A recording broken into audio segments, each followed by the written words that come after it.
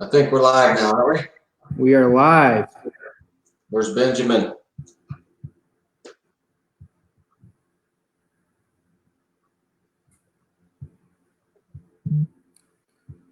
Well, welcome everybody. As we get rolling here, we'll give it a couple minutes.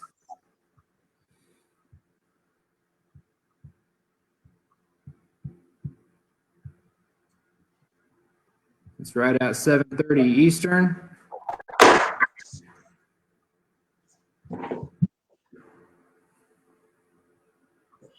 Ben's going to join us here in a minute.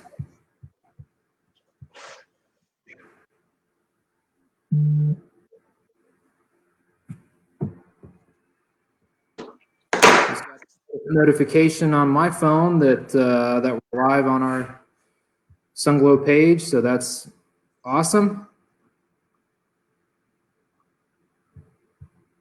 If you're watching this, comment on where you're watching from. You're live. Turn your volume down, Andrew. Got it.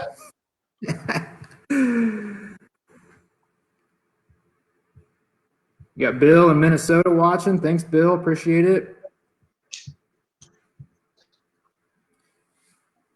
Like I said, as more people get rolling in here, we'll get this thing started. We've already got 11 viewers. That's great. Keep it rolling here. Jamie in Florida, I hope it's a lot warmer down there than it is in the Midwest. It's 37 and disgusting here. Mason, yeah. Scott Harold doesn't have his glasses on. He says we look great. What about me? Mabry Brothers.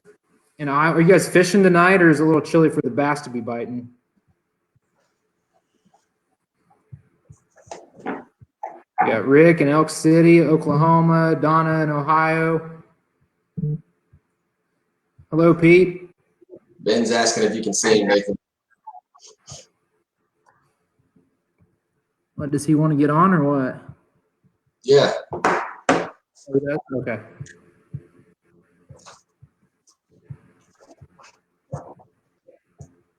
I did shave Mabry this morning.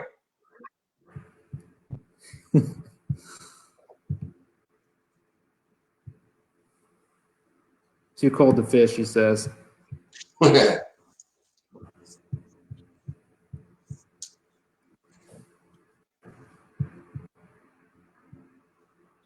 Can't see Ben. I think it's probably got him on a countdown, doesn't it? Yeah, I'm not sure what's going on with him.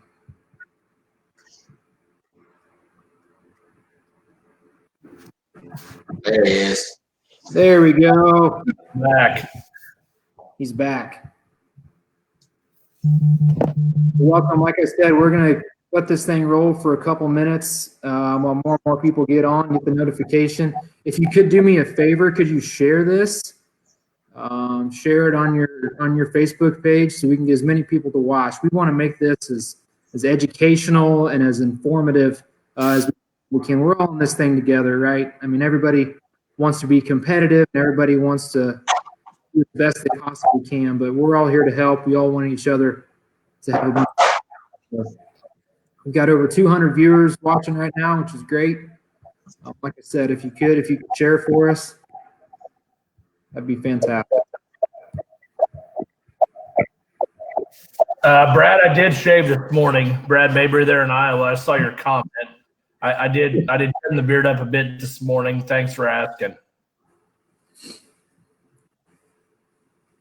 Josh in Ohio, what's up? Jason in Illinois.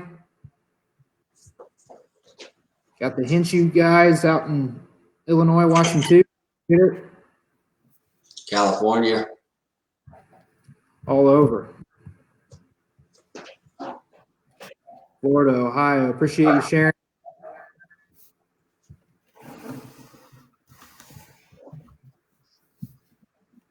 Like I said, we're going to just wait a couple minutes here. We get more and more people on here. And I'll say it a few times during the broadcast, you don't have to worry about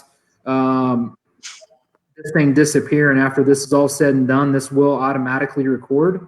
So you'll be able to go back in and watch and just kind of glean even more information. I know that I'll be going back and watching a couple times just to kind of take some notes and get some more knowledge. So Ben or Andy, make sure your guys' phones are off, computers are off, and you're going to get blown up during this. So you guys are way more popular than I am.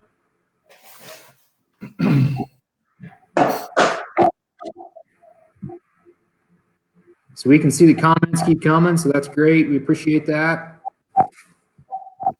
Byron's in Missouri, appreciate you watching. I shaved today, Bradley. I can actually grow a pretty okay beard, to be honest with you. I'm kind of in my quarantine here. Just gonna lay that out there. I'm sure that's it. I'm sure that's the reason. The Lewis kids in Iowa. Hi, Kimberly. I'm sure you guys are tentatively watching very calmly and quietly in front of your screen all together. You got a question if you're going to post it to YouTube later. We probably will post it to YouTube later. Yep. Winners in Maryland. I don't know how many different states are watching, but it's a pile of them. We got 272 viewers. Okay, we're 7:36 here. Kind of the way that we're going to start this is we're going to have Andy and Ben introduce themselves. I'll introduce myself. My name is Nathan Day. I'm a marketing specialist for Sunglo Feeds. Again, we appreciate everybody jumping on here. Tonight's really going to be an interactive, educational kind of evening. We're going to talk through how to create a game plan for the new show pigs. So chances are it's the 15th of April. Most likely, you've got the majority of your show string in the barn here. But again, this is not necessarily just for this time of year. This is knowledge you're going to be able to use no matter the time of year, no matter the set of pigs. It's going to make sense for everybody moving forward. So I'll step out of the way here and let Andy introduce himself, and then Ben introduce himself. Thanks, Nathan. Happy to be a part of this evening. So my family and I live in Kewanee, Illinois. My wife, Terry, and I have 3 kids. All 3 are active in showing and have been since the day they could pick up a whip. I can still remember Olivia Caldwell helping Avery in the ring at the expo when she was 4 or 5, 4.5 years old. And from that day forward, it just seemed like I would become a way of life. My career is actually with Cargill. I work for Provini. I'm a sales leader for the North American Pork Division, which is owned by Cargill in Sunglo, and just happy to be a part of the TV. So I want to thank Andy and Nathan for asking me on, and sure glad to have Andy on as a friend and a customer of Sunglo. To maybe give you a little background on myself, so I've been with Cargill about 18 years. In the last 8 years, I've been the business development manager for our brand, Sunglo Foods, here in the U.S. Before that, I've worn a lot of different hats with Cargill. From a family standpoint, been married to my wife, Haley, for several years, and we have 3 daughters, Ella, Claire, and Alex. The 2 older ones have showed across the country, and the little one thinks she's going to show this year. We're yet to see her in the barn very much this spring, so I guess time will tell on that. We also have a show pig operation at home, as well as a grain farming operation that is mobile farms and have about 50 sows. So again, looking forward to the evening. And please, if there's questions throughout, make sure you put those on the chat. And if we do miss those, we'll make sure and get those answered. Yeah, I appreciate you bringing that part up, Ben. I will do my best to go back through, even if we don't get the question answered necessarily right away. Within the next 24 hours or so, I get back on and be able to answer as many questions as I possibly can. So I appreciate that. I'll give a brief intro of myself too. Again, Nathan Day. I live in Central Indiana. Been part of the Sunglo team for 2 years. Almost exactly 2 years now as the marketing specialist. So I live with my wife Renee and my almost 2-year-old Henry, who I think will be more into showing cats at this moment than he is showing pigs. He enjoys terrorizing them around the house most days. So Again, I think this is going to be a great event. We plan to do more of these too. This is not just a one and done situation. We're fortunate to use a platform here that we can reach a lot of people, and that we can do it across species and do it with different topics moving forward. So, but really the theme for tonight is creating a game plan for your new show pig. And I know that right now within the industry, we're learning how to be flexible feeders as the schedules for the summer continue to flex maybe just a little bit. But one thing that Andy and Ben and I wanted to kind of start off the evening with is just how important the lessons that we're learning, regardless of shows, regardless of whether or not you're able to step foot in the show ring, the lessons that we're learning. So Andy, I know that you had some thoughts that you wanted to share around that. Yeah. I mean, obviously this is, uncharted waters for all of us. Sometimes we get, maybe in our selfish box and just look around and once in a while we realize that everybody has angst, whether it's showing pigs, sports events, religion, churches, career. We have a lot of people probably watching this evening that might not be declared a non-essential business. So if that's the case and they own that business or can't go to work, we fully understand that. And the one thing we want to try to drive home tonight is, irregardless of the outcome, which none of us on this call or this live chat, Nathan, can change. Regardless of the outcome, we can control a couple things. We can control attitude and try to remain positive through our projects, and we can continue to embrace this junior livestock exhibition and project as a family and spend that time in the barn. And one thing you'll never get, never have taken away from you is the discipline and the work ethic, the family bonding that happens in that barn, animal husbandry lessons. So if that's the worst thing that happens out of all this, we still made a step forward. Yeah, I think that's really important to keep in mind. We all obviously are in this to show. We're all in this to win, right? But at the same time, the bigger lessons that we're able to glean from all of this are really the most important. So with that being said, let's kind of dive into what we're going to be discussing here tonight.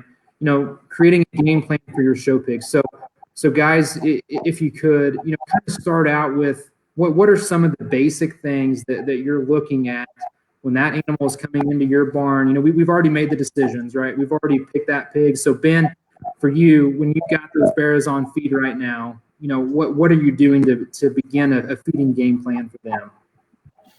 I think from day one, when we purchase those pigs or their bears that we've raised ourselves, the first thing to do is talk to the guy and family and who I bought the pig from. The breeder is the one that I reached out to first and foremost and asked them about genetics, what more they're sired by, how that sow's maturity curve is, and how they think the pig's going to grow and naturally mature.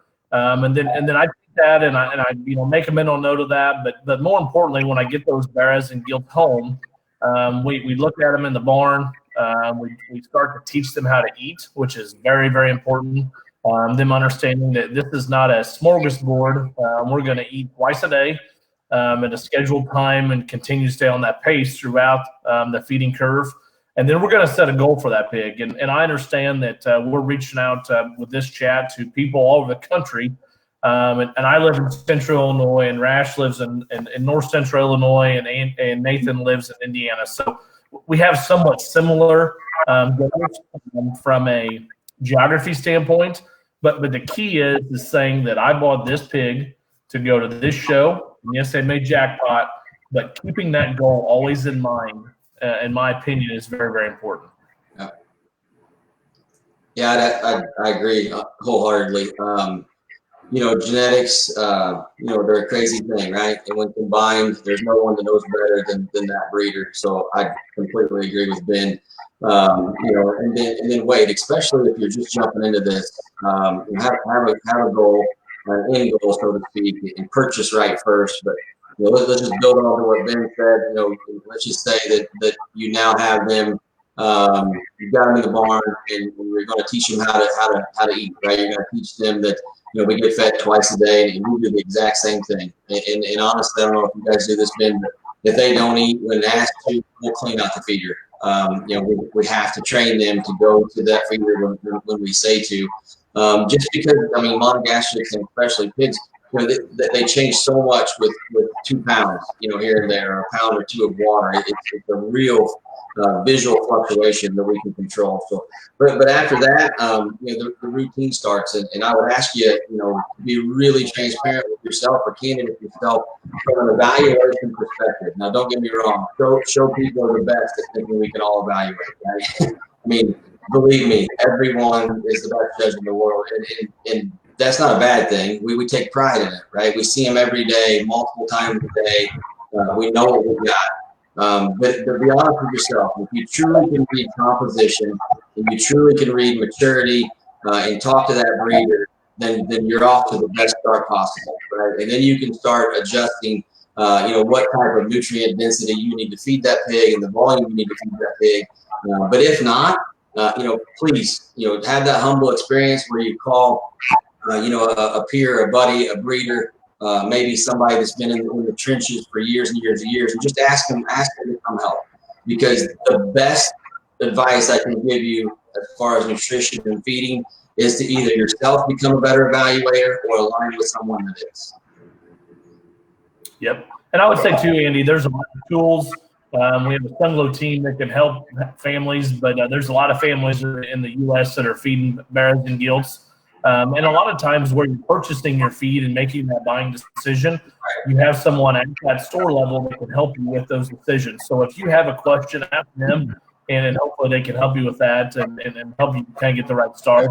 I think as we kind of transition to evaluating animals to make the best feeding decisions, once we get those animals home, we make that step to get them kind of trained to eat twice a day.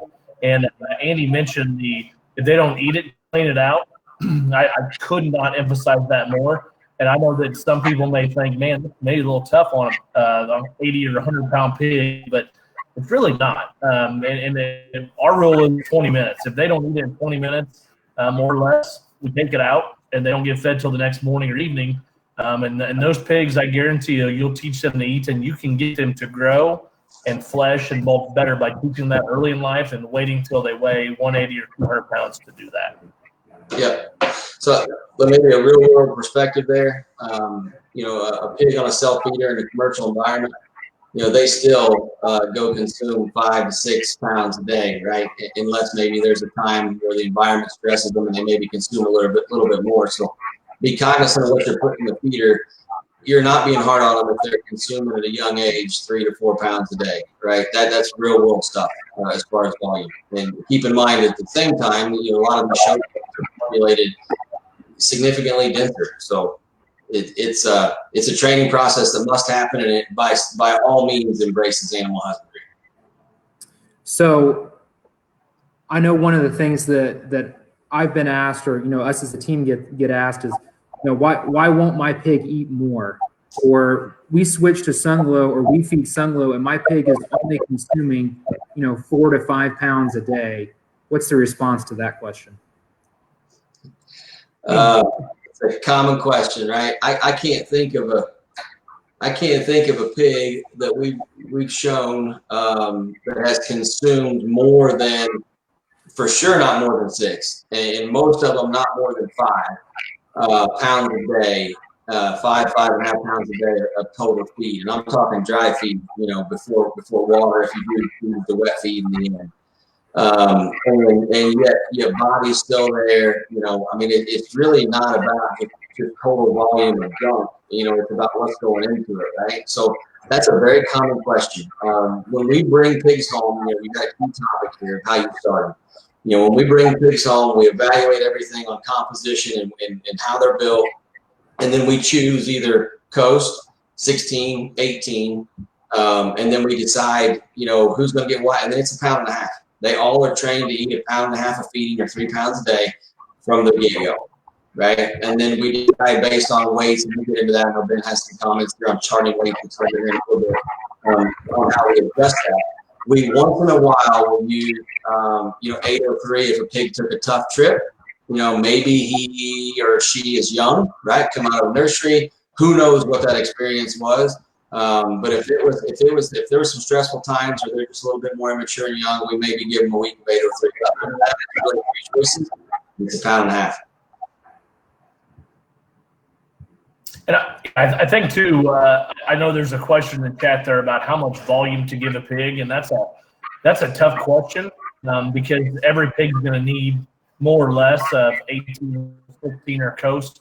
I would tell you what we'd like to do when we start pigs on hand feed, when we purchase those projects or when the projects we raise, start at a pound per feeding per pig, and see if they'll eat that consistently. And if they can, and you evaluate them and they need to have more body or more flesh or more muscle, you can increase that in increments that are small enough that it doesn't overwhelm them.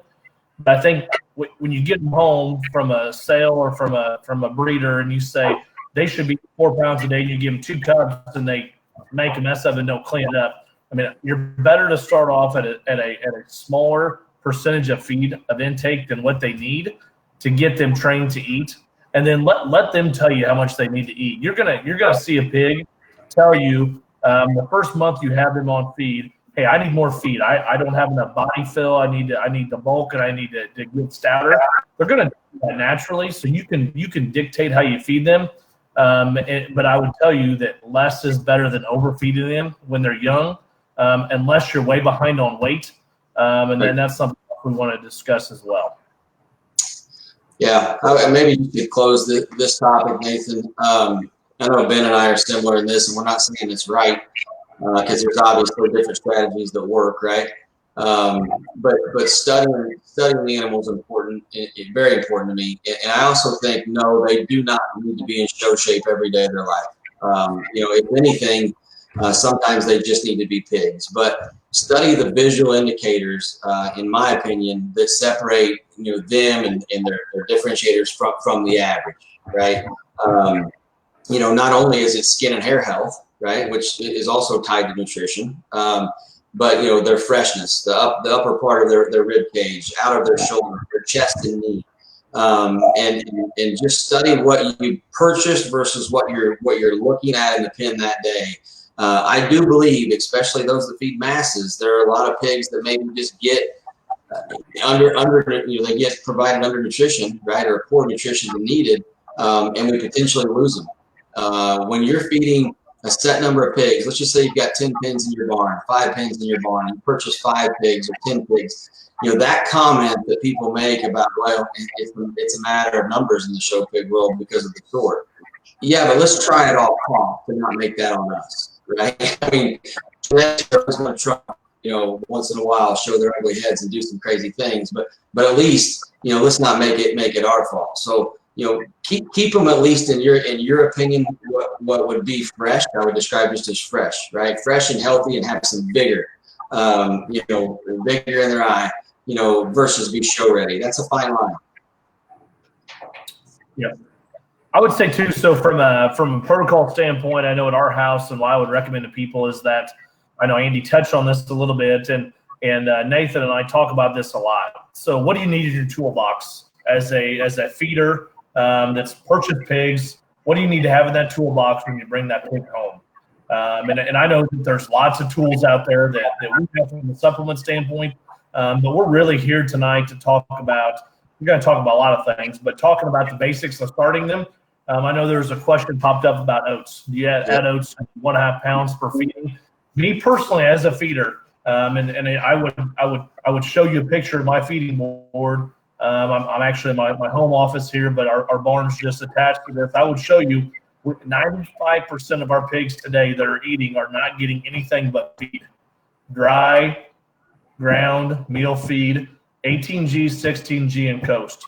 Because I think at this stage of the game, when we're feeding, I mean, our biggest ones weigh 180 and our smallest ones weigh 75. Our pigs need that nutrition. Cargill, Sunglo is owned by Cargill, and we have some of the best nutritionists in the world that formulate diets for commercial and show pig people. And the oats is a great tool to use. At this stage of the game, I want my pigs to get every bit of nutrition that they can. Now, I'm not saying that I don't add oats at some point in the feeding phase, and if I think pigs need to go ahead and get a little more belly or slow them down a bit, I will add oats. Every time you add oats to that diet, it does not read what the tag says. So if you are asking that pig to eat an 18% or 16% diet, the 5% fat level, and you add oats to it, you are basically taking that and digressing from that tag. And I think that's something that's important to remember. And in some places, depending on where you get your feed manufactured at, Andy and I, when we got our feed made at, it has oats in it naturally because our manufacturer puts oats in it. So that's something that helps us as well. Andy, you may have a different viewpoint on that, but that's how we start them. No, I mean, we do have a few on oats. That goes back to the evaluation point, right? And you know, right now in most of our barns in the Midwest, and you know, Texas, California, you all might be different, but you know, we've got you know, anywhere from 70, 80 pounders to 200 pounders, right? So it just depends. But the starting period, you know, all of our ground feed have oats in it. I'm guessing that most of those are 100 to 200 pound per ton inclusion bin. You know, the way that you guys recommend 16G, 18G, and coast to be manufactured, I'm guessing it's 100 to 200 pounds of steamroll load per ton. You know, so you're already getting that in there, and there is some healthy benefits. You know, the vets that I work with, I mean, even my can tell you, you know, oats a lot of times there's a benefit to it, especially when you have digestive upset and things of that nature. So yeah, we use them from time to time, but I wholeheartedly agree with Ben. You know, at the young age, you know, when you first get them in, we try to just keep it simple and use base feed. Nathan, I think maybe you're wanting to step up from here. I'm not sure what you're doing, if you're wrestling a rabbit or. I was plugging my computer in because it was dying. Okay. If you want to step up to here, you've been kind of closed with the basics of just using base feed. Yeah. So we've got a great question from Christina here that really ties in exactly what we're talking about. It got cut off here, but you know, can you explain the differences between 18, 16 coast to the newer show families? When would you feed each type? Hey Ben, why don't you take 16 and 18? I'll take coast because that's kind of close to my heart. Yeah. So when we refer to 18G and 16G, it's the level of protein in that feed. So Nathan graciously is putting that up for me, so I don't have to spout that out. But so 18G would be our 18% protein meal feed, and 16G would be our 16% meal feed. I would tell you that when most pigs come to our house, and most families that we recommend to, most cases they're going to start on 18G. It's a very good growing feed. It's very nutrient dense. But I would tell you that if you have a pig that is moderate to moderate plus in muscle, 18G is not a feed that you can feed forever. You will have to get to the point where you switch to 16G. I think 16G, and we also have 18G and 16G in a pellet form we call grower and finisher for those that like to feed pellets. 18G is a great growing feed that we like to have a lot of our pigs on it for a long period of time. It doesn't get us in the ditch, I guess, per se, when you have a moderate muscled kind of pig. And it seems like to me when we step down in protein, and I know Andy and I have talked about this a lot, when I go from 18G to 16G, I may lose a little bit of bulk and muscle, but I will catch a gear in terms of frame size and extension, and pigs have to naturally grow. Yes, we want them to look like they're jackpot pigs at all times. That's cool. That's fun. A lot of families like the jackpot. Pigs have to be pigs. It's some of their life. That's why when you step down from 18% to 16% on the coast, you have to do that and dictate when you do that based on bloom and, most importantly, skeleton feed legs. So, you know, you feed a lot of coast, as do we. Maybe you can kind of segue into how you guys feed coast. Yeah. So I think it was a couple of years ago. You know, we had a lot of discussions around the use of sow feed and how you manage some of these pigs, and I used a lot of it. I mean, we cut a lot of 16 and 18 with gestation feed.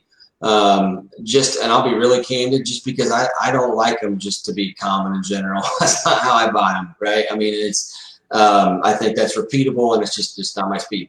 So you know, we maybe buy them or raise them, and then try to bring them into our barn, you know, a little bit different. So Ben just nailed on the 18%, piece. Not saying that you shouldn't go try to find, late maturing, green ones that have great feed legs. I think that's a game plan you can certainly run, and we have some of those from time to time. But I had to have that feed that did exactly what Ben said.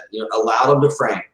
Allowed them to be a pig, tone them down some, but didn't strip everything that the breeder worked so hard to get out of them, right? And when we had the ability to trial Coast, it was for us a home run. I shared with Nathan and Ben last night. I have to reorder Coast in 16G every week, and I haven't reordered 18 for a couple weeks, but that's not saying we don't have some that are just coming in the barn that are going to be on that. So I think what Ben basically teed up is every barn's different. And if you have intel over to what where Nathan's putting up here on the screen, custom build your own feeding program. For us, Coast keeps freshness, but still does what I was trying to do back a few years ago with gestation feed, was kind of let him be a pig and tone him down. And I do mean sincerely what I said was don't try to destroy everything that breeder worked for. We also sometimes maybe put some out into people's homes that may have the extras, may don't have the extras. I love talking to those people, right, and being able to visit with them about what to do. So, Andy, you say you feed a lot of Coast. What do you think makes a good candidate specifically for Coast? So, man, I wish we could be on like a GoPro or something. Like virtual shows are happening. Next live stream, we need GoPros on our head with like flashlights, and we'll go through our barns. You could, we could walk through 10 state fair bears right now, 8 state fair bears right now in our barn that are eating a Coast or a combination of Coast, right? There is not one of those pigs that I would tell you needs to be better out of his shoulder, right? Not one of them would I tell you needs to be fresher in the upper part of his forerib or the upper part of his thigh. Would you say that maybe some of them could have a little bit more, just swell back into their hip and their twist, and yeah, you could, but that could be what was laid in from the beginning that the breeders put together, right? So what I would say is, study the pig. Not every pig is a candidate for Coast. If you have one that is perfectly built, that needs more muscle, listen to what Ben said, right? That's probably a candidate for 18, right? If you have one that you want to keep looking exactly like it sits today, I'd probably tell you to use 16. Right, and if you have one that you say, "Hey, I just want to tone down a little bit and just slow up," the candidate is Coast. Yeah, and here's what I tell the girls: trying to teach them, they want to learn how to feed, and they want to stand alongside dad and learn, right? Like our kids do. That's why we're doing this. And we talk about if a pig has too much, we just step them down. 18, 16 Coast. That's in our repertoire at this point. So, Claire asked me the other day, well, Dad, that one looks like when you get him out of his pen, he's got plenty of muscle and he's not moving as comfortable as he was a week ago. I said, what do we do then, Claire? We should step him down, right? And we should also look at intake. Is he eating too much? Does he look like us after Thanksgiving dinner? So I think that's what you have to tell yourself. You don't have to be an expert. You don't have to judge major stock shows. You need to think about what the pig looked like when you bought him because you loved him when you made the buying decision. And when he comes home and then all of a sudden he gets out of whack in terms of muscle, like he gets too much for a skeleton at that point, you need to step it down. And if you still don't think he's there, step it down again. And that's just something that it's you can keep it at a very basic level and still be a very high-end feeder. Yep. Let's be honest. There's no feed in the world gonna fix messed up. I'm sorry. I'd be rich if I could figure it out. You're right. I mean, we're not gonna fix messed up. But don't encourage it. That we do have some that are on the edges and on the bubble. So let's not encourage it. But honestly, and this is not just because I've been a long time user of this or because these two guys are my buddies, but with those 3 basic feeds, until they're 150 pounds, you can accomplish everything you need to. And let's go back to the earlier comment. Yes, if you need to cut in oats, for sure you use that judgment with somebody else. But to that stage of life, those 3 have you covered, unless you need to use an 803 to maybe get them just rolling. Appreciate that, Scott. We'll talk later on Thanksgiving eating habits. So let's talk about one of the things that you talked about, Andy, is that, not every day has to be show day, right? They don't always have to look like you're getting ready to step into the ring at San Antone. However, there are families that are watching that do jackpot quite a bit. And you guys both jackpot a little, not a ton. Your goals are maybe a little bit different, but there are families that'll show 15, 20 times in a summer. So for those families, how do we tailor a feeding program to them that they're able to see as much success as possible? So within that same breath, we have a few questions that they're talking about. At what age are we starting to feed supplements or tailor individual feeding strategies towards them? For like this question from Michelle that we just popped up.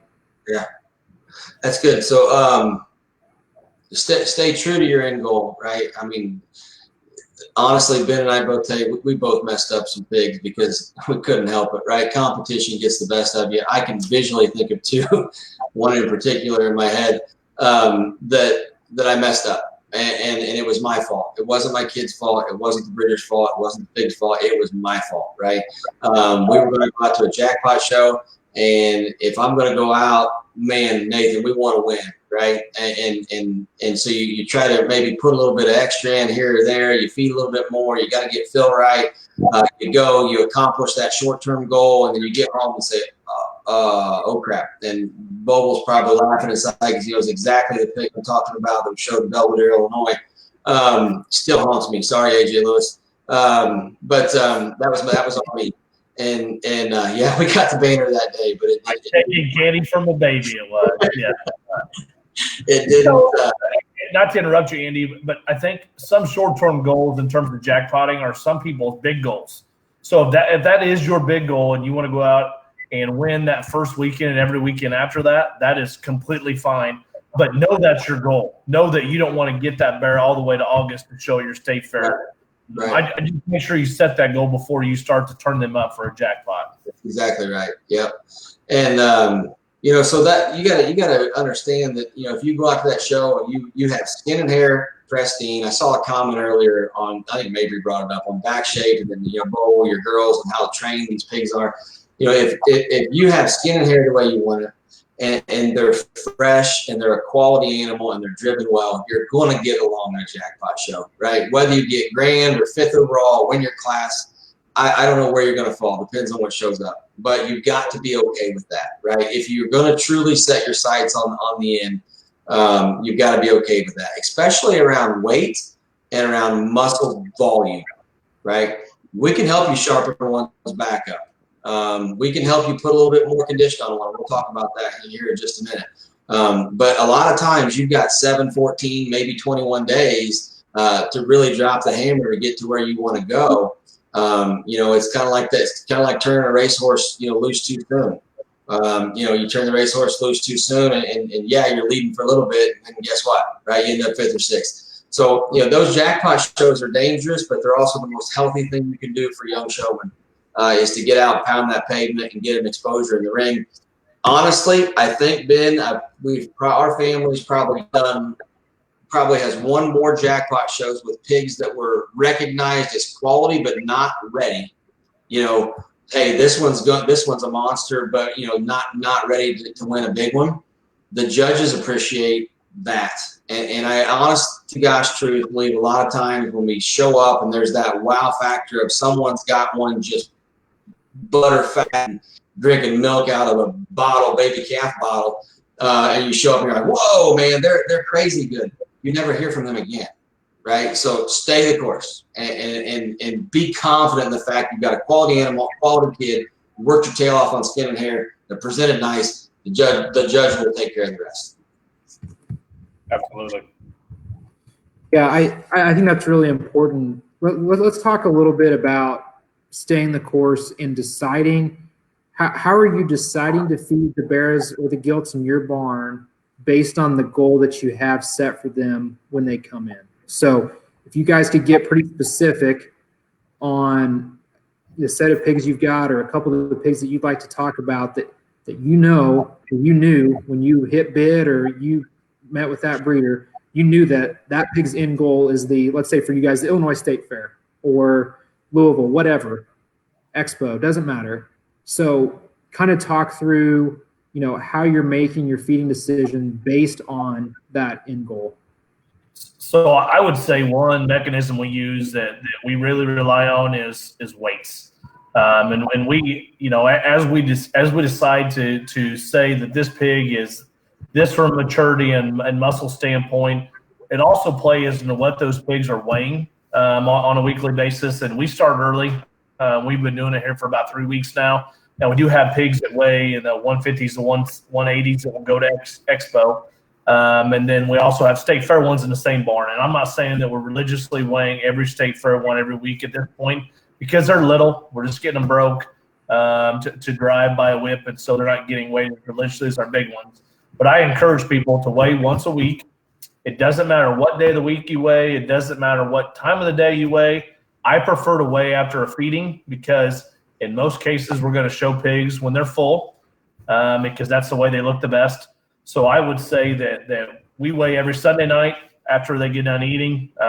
We chart it on a whiteboard, and we weigh once a week. And then I can look at that whiteboard after we're done weighing and say we have so many days till we show at this show or this show or this show, and I can see what those pigs are doing on a weekly basis. So then I can make a determination if I need to increase their feed based on average daily gain to make sure that I'm hitting that target. And the reason I think it's important to do this early in life is so you don't get yourself in the ditch, either on the light side or the heavy side. You can make sure that you're setting your kids up and your pigs up for success and hitting that really good target weight. Yeah, I agree. It's the simplest thing you can do in the barn, right, Ben? I mean, if you've got a scale and you pick a day, the easiest thing you two can do is buy a $5 whiteboard and chart what you're seeing. Now, I will tell you, if you sometimes choose to feed older ones, those trend lines sometimes aren't things that you like to see. So, if you've got one that you're sitting tight on and you're expecting that, pound and a half gain, and all of a sudden, oh my gosh, you gained 3 pounds a day, what just happened? We just gave that pig something he's wanted for quite a while. So when you have those kind of questions, reach out to your breeders or to your feed companies and talk to them. But chart it, and I would challenge you kids to do a weight per day of age, right? So if you've got, actually we just did it 4/13. So yesterday was Monday, or 4/13 was Monday. That's when we weighed, and so it's 4/13 this weight. And then next Monday, write it down, and then do the math, right? And get yourself to a weight per day of age, and maybe do that over 10 times, and let your dad and your mom, the breeder, understand what that trend line looks like. Yeah, Andy, talk about the comment that you made to us earlier today when we were testing all this. When you said if you contact or maybe the person that's bought the pig from you contacts you with some questions, feeding questions, whatever, and what's the first question that you ask them? How much are they gaining a day? Is a common question. So,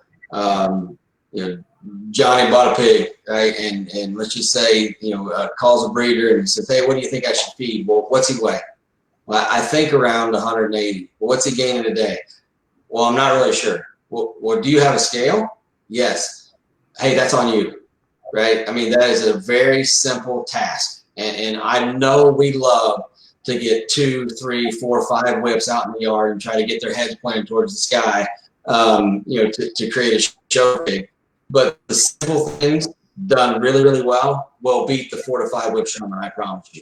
One of the simplest things you can do, is understand patterns, evaluate, and be able to talk to someone that's intelligent and knows what they're doing, that wants to help you and be able to state facts. And I think too, a point on that, Andy, is that once you're weighing those and charting their growth, and you can tell them, hey, I'm feeding them 1.5 pounds of 18G of feeding, so they're getting 3 pounds a day. We're only gaining a pound per day, and we need to gain more than that. Well, we need to try to increase feed a little bit. So that also can help where you need to go from a volume perspective. Because let's face it, no different than humans or any type of species in this world, animals are going to grow different for what they eat. It's called metabolism. So, if you're feeding a Duroc, I mean, Andy and I get our Durocs from the same guy, Brett Byers in Illinois, and his pigs are known to have great appetites, and they grow on nothing. So you have to feed them differently than you're feeding that crossbred berry you bought from another guy. And so just don't think that every pig's going to feed the same. You have to understand as you weigh them and the volume of feed they're eating, how they're going to grow, and that's going to help you build a plan. That's a very good point. Yeah. So it goes back to our very first discussion, Ben, on understanding the genetics and talking to the breeder. From 160, 70 pounds on, you better hold on to the reins with the guy that you just talked about, right? And what they're going to do from a growth perspective. So there was a question that popped up, maybe we can come back to on supplements. Yep. It was kind of a combo of jackpot versus when you start incorporating supplements. I don't think there's a set time. The biggest thing is for the first few 2 to 3 weeks, overanalyze health, right? Eyeballs on pigs twice a day. And I'm not just talking about, I love Alex to death, Ben, but not just talking about Alex running through the barn, making sure every pig's heart's beating. But, either one of your more experienced children, or laying eyeballs on them twice a day for health. And then from there's no really strict timeline on when to add supplements. So the feeds that are provided to us by feed companies in the 14, the Coast, the 16, 18, they have set nutrient specs, right? They're manufactured to a set nutrient profile every time they're manufactured. Right? You get the same thing every time you get a bag of feed.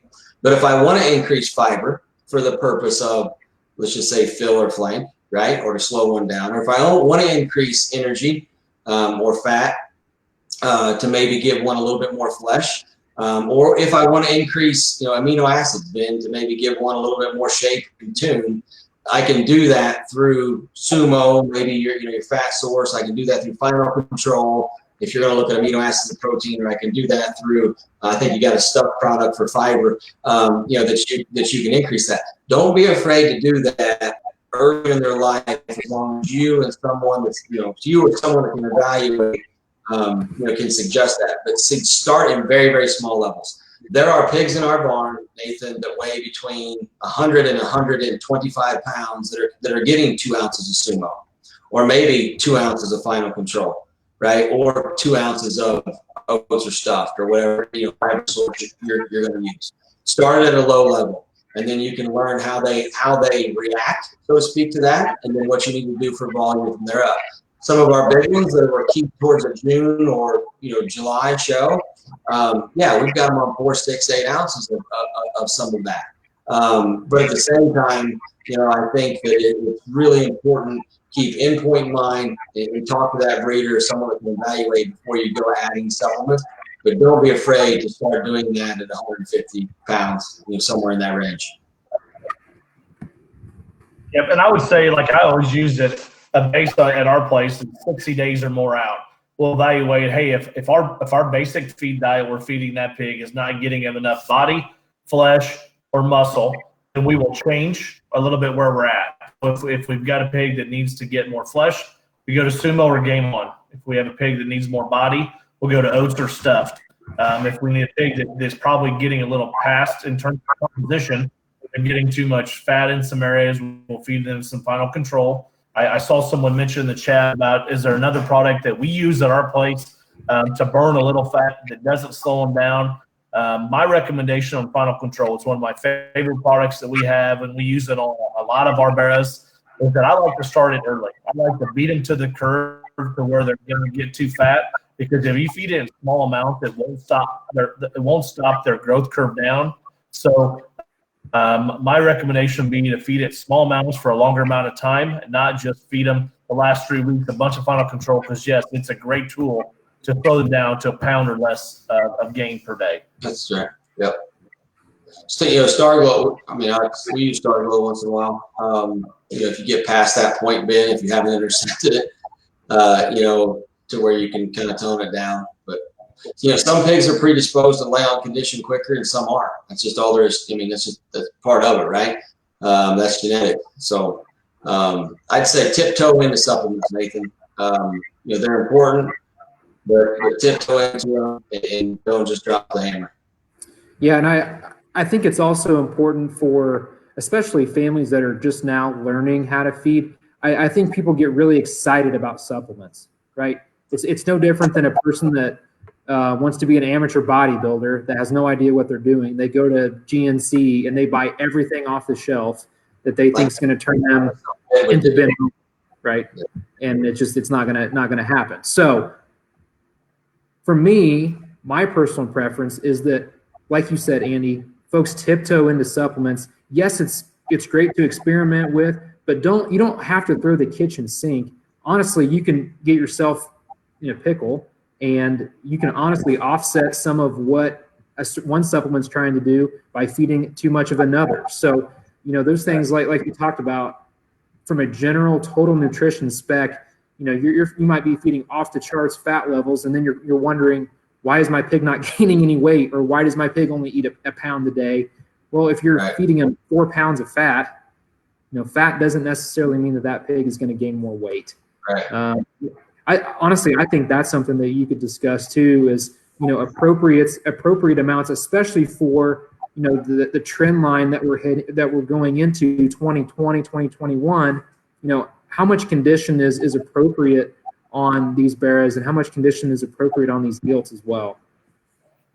You got kind of two subjects in your comments there. One is overload of supplements and how to manage through that, and the other one is type and kind of composition. I'll tackle the first one, Ben. You can cover trend line or kind of what we're seeing, but I think it's a very common mistake that we all make, because you can't help it. You want to see progress fast, and that's the worst thing with feeding pigs, to be honest with you, is you can see change in 24, 36, 40, 48 hours, literally, by changing their diet, which makes it dangerous for people that are competitive, because if a little is good, a lot's better. So timing is important, but as you really get close to that show, I think we see a lot of people overuse, so to speak, a supplement, but that might be doing exactly what you wanted it to do, right? Its intentions were rolling out in front of your face, but we maybe go a little bit overboard. And then I would ask you to maybe ask yourself, especially if you're not a veteran in this, does your pig eat similar diet at the show to what they eat at home? And I bet you, if you're really honest with yourself, the answer is no, right? We a lot of times blame it on the pig when we say, well, he must be sick. He's not eating, or he or she has diarrhea, and he's not eating, he's got dull eyes, and she's not acting himself. Ben's pig next to me must have been sick. No, you got sick with supplements is what happened. So, I mean, it's that you got to be able to control that over push that throws them out of their elements. So that gradual increase, I think, is really important. And just caution yourself, especially if you're going to jackpot, not to throw them off balance. If you really think about it, I mean, at the core of it, a pig's gut is really critical, right? It's critical to gain. It's critical to visual appearance. It's critical to health. I mean, that gut of that pig is very, very, very sensitive. And as soon as you throw that off balance, you're going to lose everything you work for, right? So gradually work into it. Yeah, we've got, not to do a little plug here for Sunglo, but two of my favorite videos that we've done on the How They Feed series are the videos that you guys shot together at Expo 2 years ago.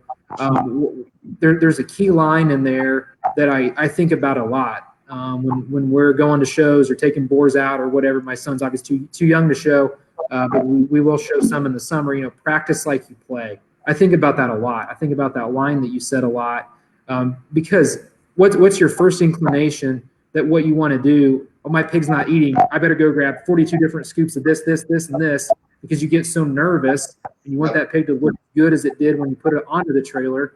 And show day is tomorrow, or you're 5 hours out, or you're an hour out, or whatever, and you have made that pig eat 42 candy bars and he's getting ready to go run a marathon.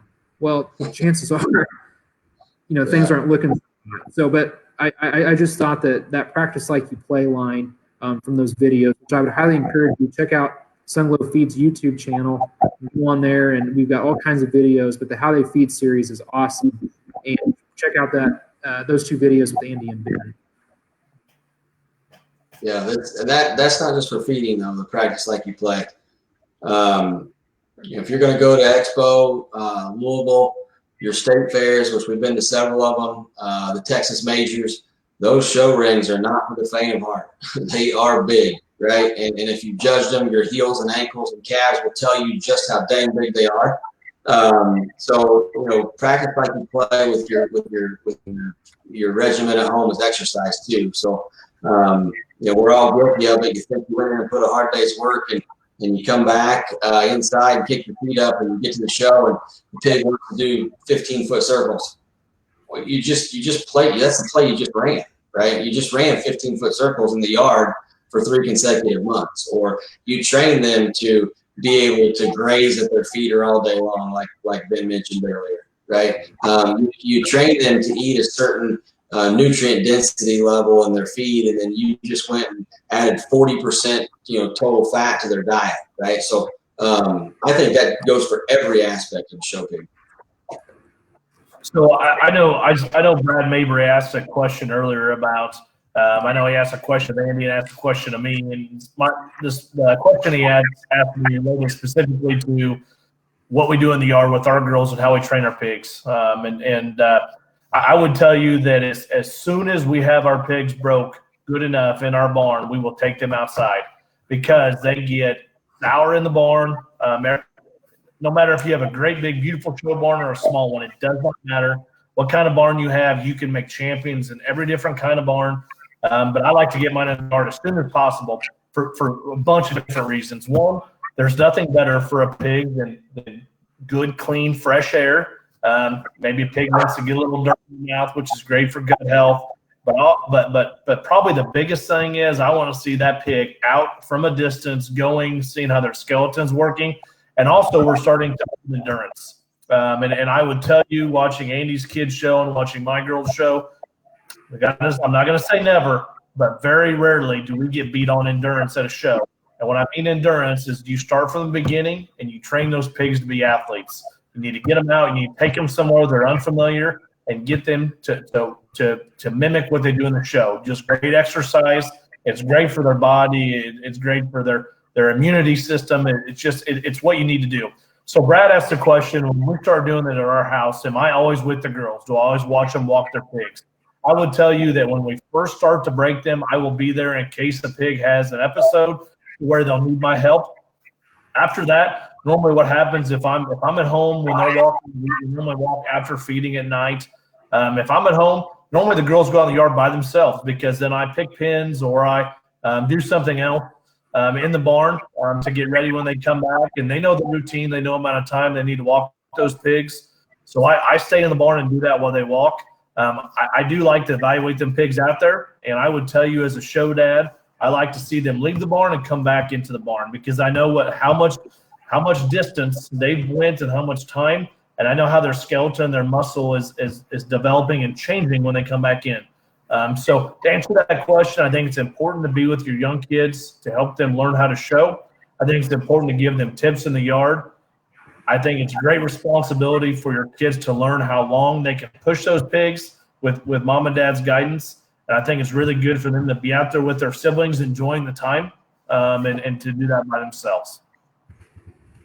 Yeah, we're pretty much the same.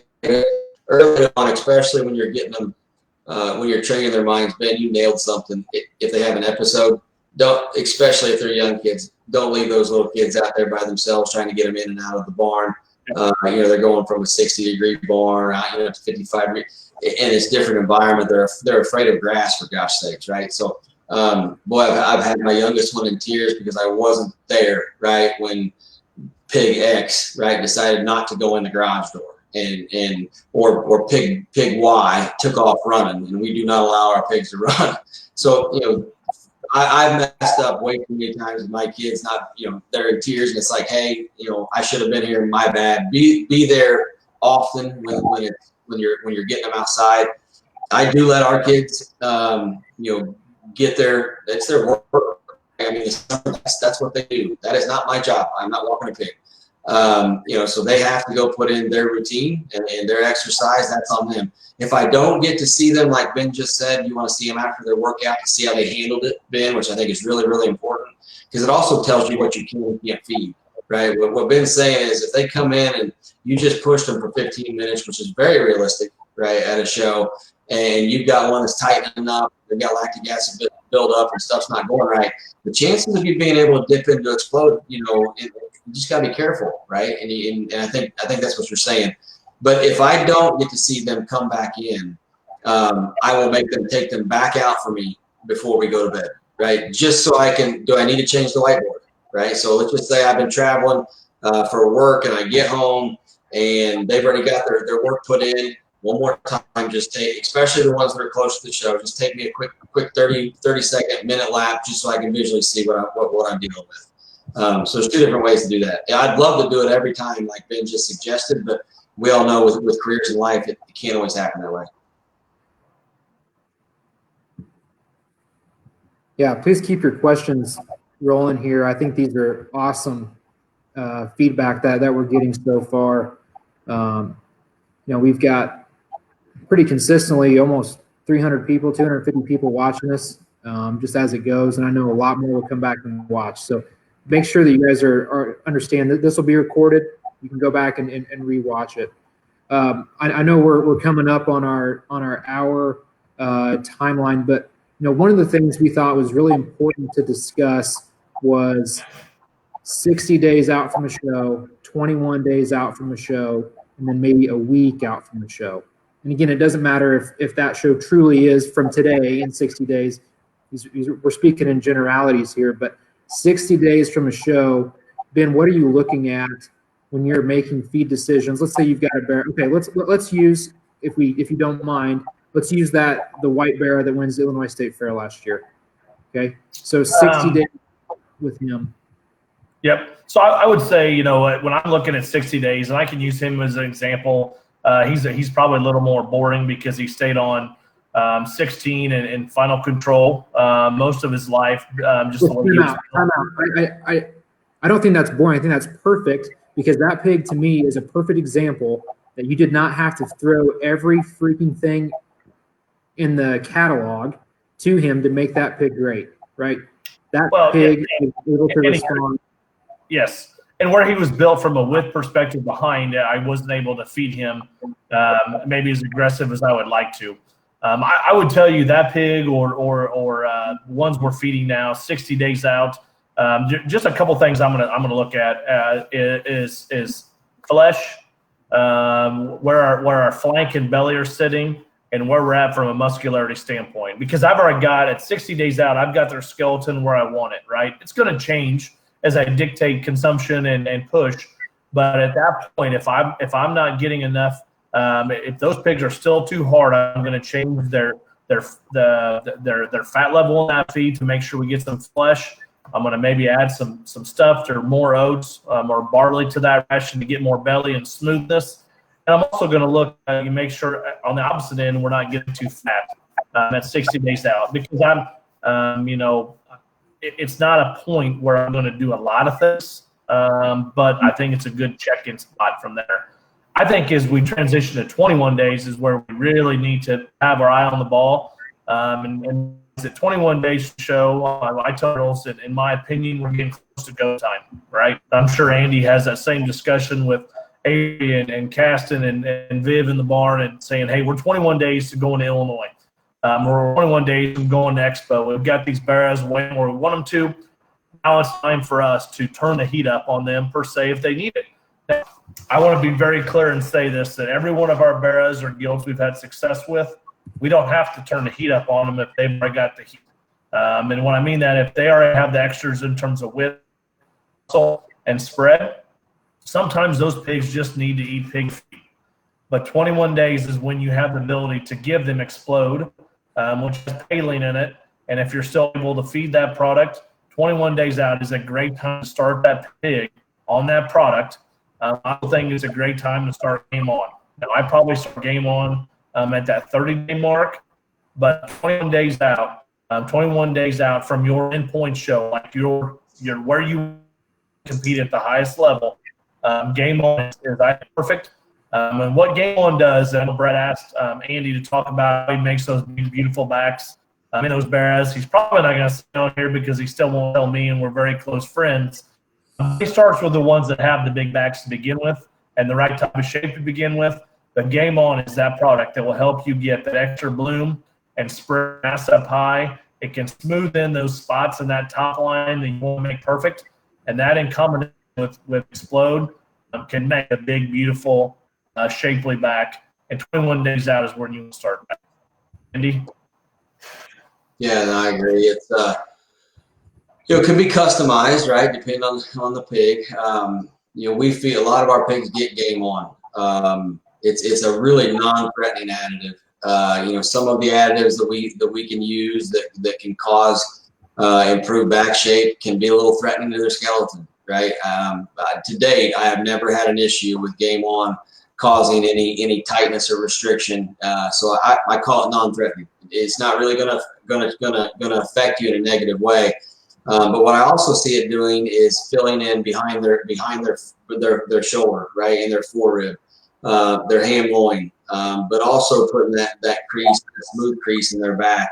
Everybody's a little bit different. I am just not one that wants to get that in the last 48 hours. In my experience, and there are people better at it than me, if I try to get that in the last 3 days, 2 to 3 days, Ben, the wheels fall off, right? So it's like I'm gambling, right? I got 50% chance that's not going to work, and a 50% chance that it's going to work. So I try to leave maybe a little bit overzealous in terms of having an aggressive back and being tuned in, so that when I do get to the show, I can honestly just use feet up in water. If you need a little bit of electrolyte here or there for hydration and stress, that's fine. But I agree wholeheartedly with Ben. 21 days, 30 days max, but 21 days is and maybe sometimes 14 is when we really start to add the supplements. Changing supplements, in my opinion, needs to be a minimum of 5 days, and more than likely 7 days before you leave for the show. If you're going to alter, if you're going to go from a Game On to a white fat, or a white fat to Game On, or maybe even add some other type of product to it, give that pig 5 days to adjust before you jump them on a bumpy trailer and haul them to your show.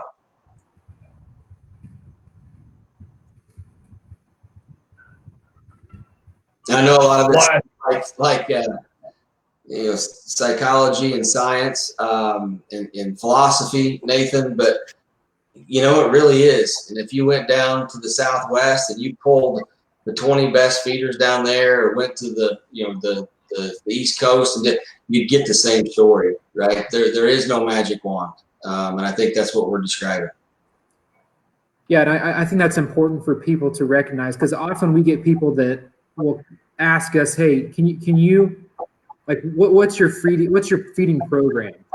Like how should I feed Sunglo?" And truthfully, we wish it was just as easy as saying feed this, then this, then this, then this, but it's really not. Now, you can do it in a simple way as long as you tailor that towards each animal and not think that every pig is going to be fed exactly the same, because it's just like a human. No human is the same. No pig's the same. Even if they're clones, they're not going to feed the same. I mean, right. It absolutely does not happen. So I think that's important for folks to know that you need to really be able to evaluate that pig and what the changes that it needs, and be able to use the feeds accordingly, because we're fortunate as a feed company to have supplements and have ways to change to make sure that you get to see the most success that you possibly can.